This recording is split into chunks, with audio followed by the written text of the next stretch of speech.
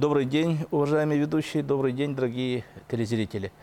В городе Раваньеми, Финляндия, 9-12 октября состоялся Конгресс сохранения биологического разнообразия Арктики под эгидой рабочей группы по сохранению флоры и фауны арктических регионов КАП.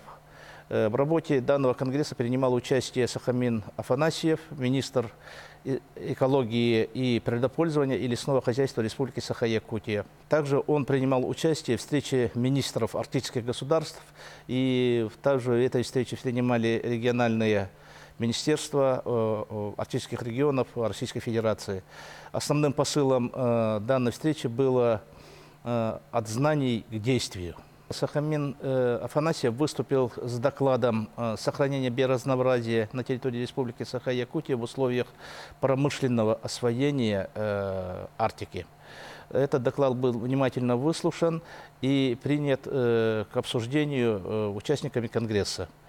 Также были обсуждены вопросы вложения инвестиций во многих проектах Арктического совета. И мы очень надеемся, что Россия председательствует со следующего года в Арктическом совете, и многие наши проекты будут претворены в проектах Арктического совета.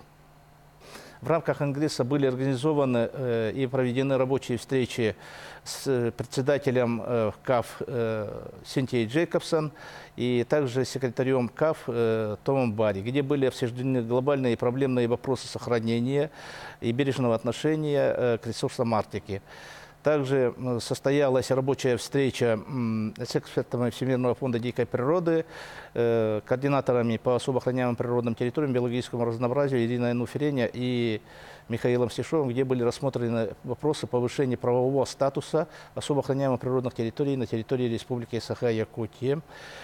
И что нас радует, республика может принимать участие в проекте рабочей группы по инициативе по перелетным мигрирующим птицам КАФ. Это председателем, где является Евгений Слоичковский. Была также договоренность, что наши специалисты примут участие в обработке данной группы. Были рассмотрены вопросы охраны и мониторинга лено-оленевской популяции дикого северного оленя.